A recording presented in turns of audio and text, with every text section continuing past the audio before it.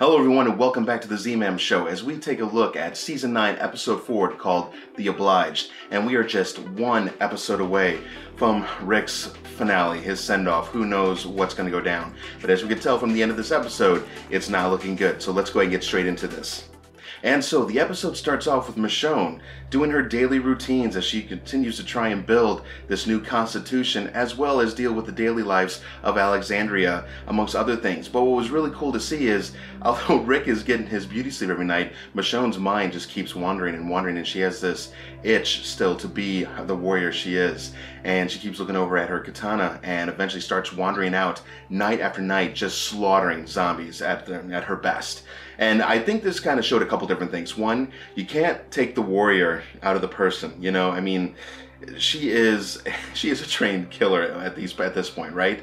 But she also has other important things that she needs to tend to. And although, you know, you think she'd be tired by the end of the day and just exhausted, her mind is still wandering about the things that have gone down and maybe probably what could have happened and what has happened, and she just can't release it. So not only is it the warrior inside of her, but I also believe it's just she can't close her mind down. She can't sleep, and so she's going out and doing what she does best, which is just murdering walkers by the dozens, it looks like. So that was kind of cool to see. Michonne, though, is still active in her katana skills, and she can still whoop a little bit of ass in between.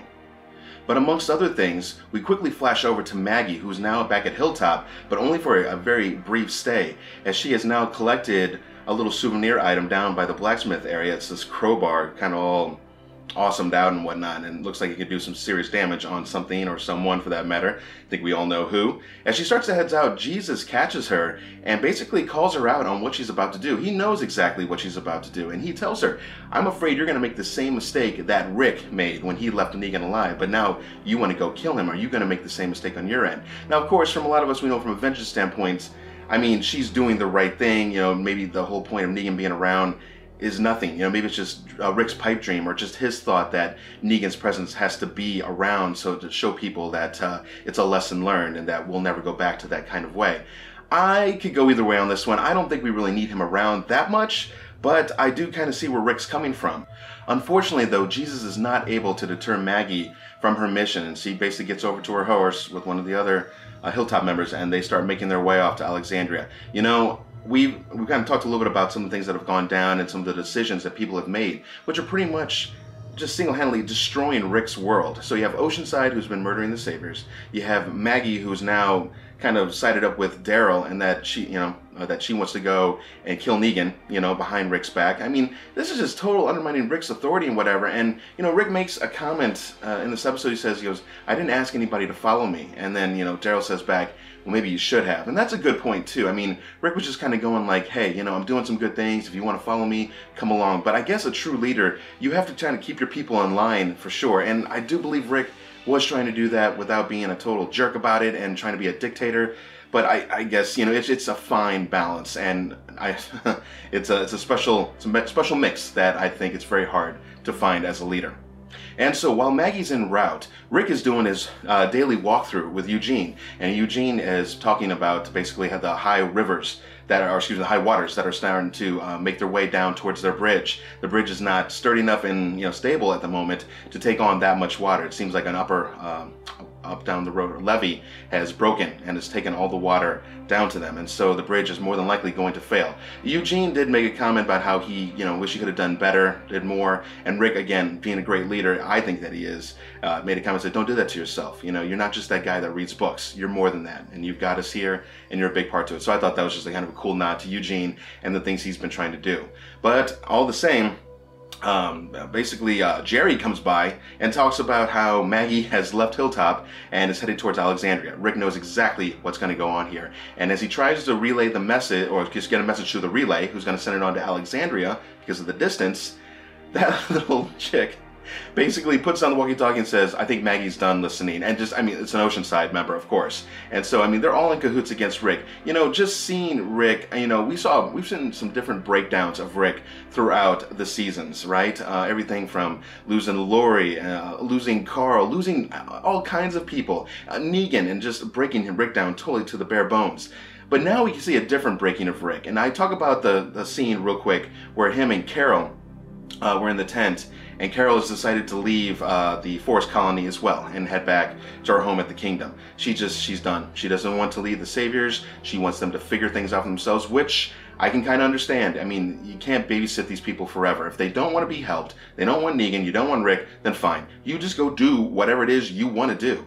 I have to agree with Carol on this, but it just sucks so bad that Rick's dream and everything he's been trying to accomplish is just shattering before his eyes, and he sees it and he knows it. His eyes start tearing up, and I'm just sitting there, I'm just like, it's another breakdown of Rick all over again. I mean, the man just tries so hard, and people just, I don't know, they fail him, you know, and I mean, and he failed in some ways too, but he tried so hard, and anyways, it was just a rough scene to watch. And so we have Rick basically trying to make his way to Alexandria.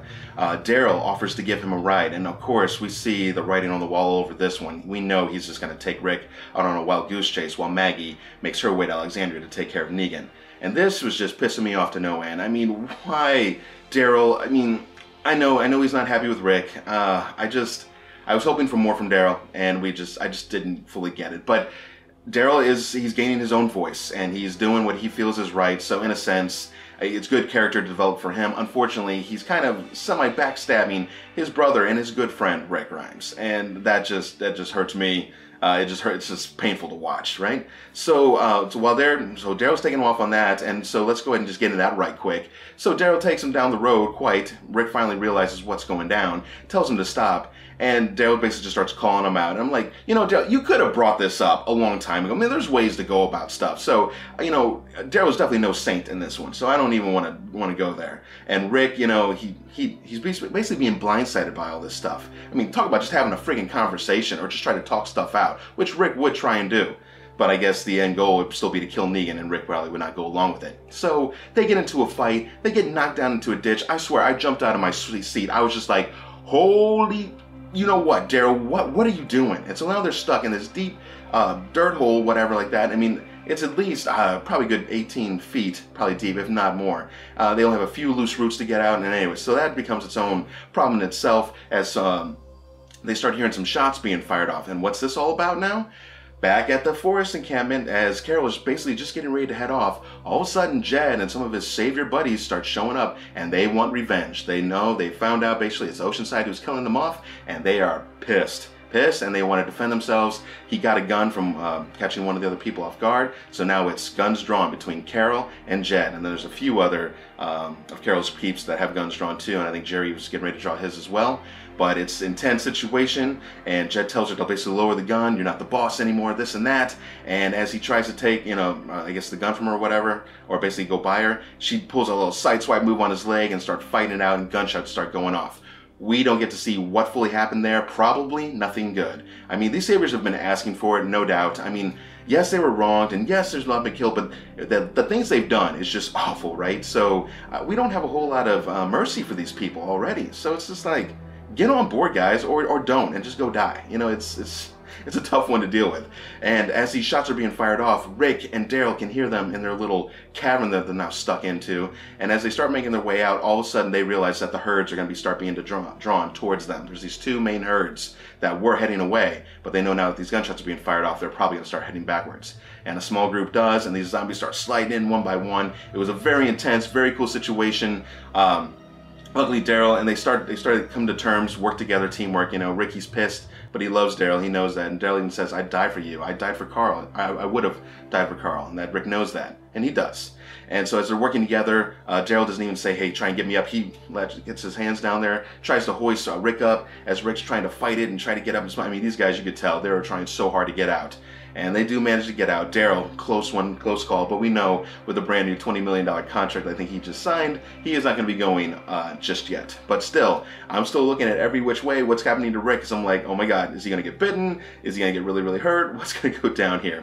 So these guys get out of there, and as they get out, Rick sees one of the herds starting to make their way, and one of the horses, I think it was Jerry's horse maybe, but either way, has made it to that area. So he tells Daryl that I'm not leading him to the bridge, I'm not leading him back to the encampment, I'm going to try and lead him away to the other herd, and then try and get him as far away as possible.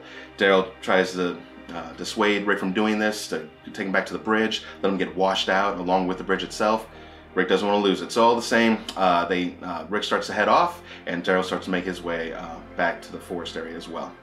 And as Rick is heading onward, that horse, I kept wondering, like, is that horse going to get startled? I mean, I know they've been training the horses to kind of be battle hardened and not to be scared, but let's face it, those walkers want the horses just as much as they want the people, and the horses got to be super scared.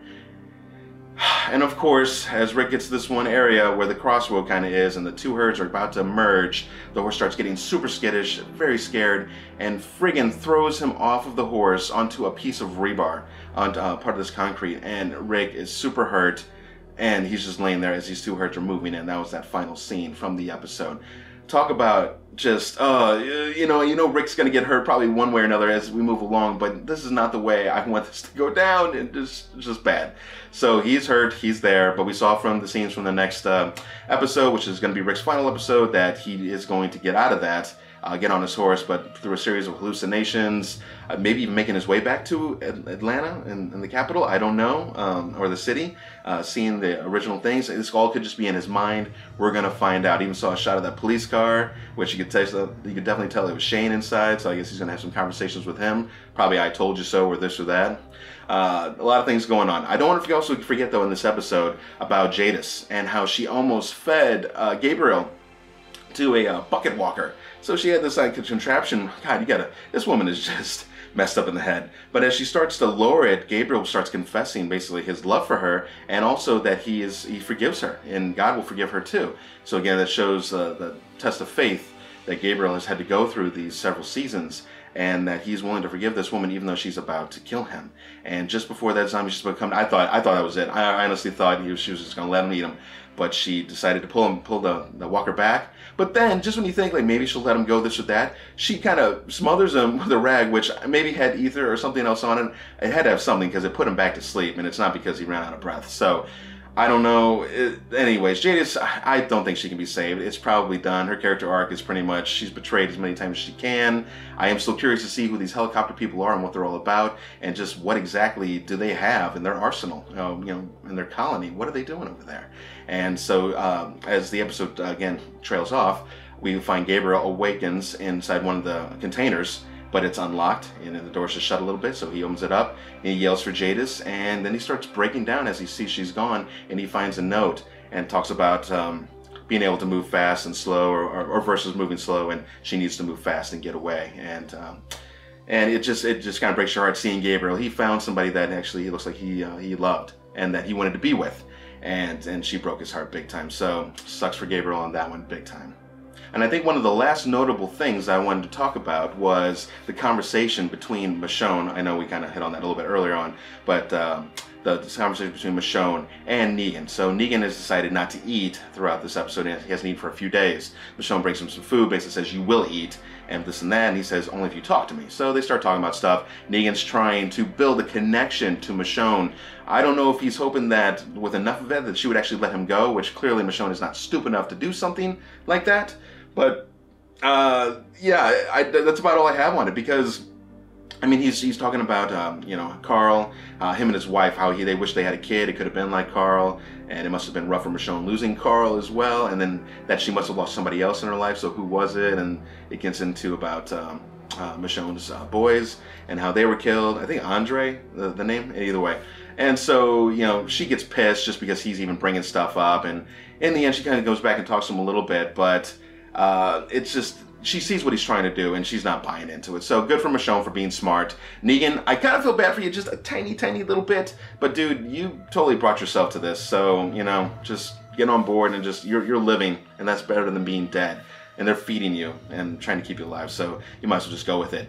There is a very interesting scene, though, at the very end when he's asking, and I think, again, while he was trying to build that connection, I just remembered, he asked to see, well, he didn't say it straight out, but he wanted to see Lucille. He wanted to see the baseball bat.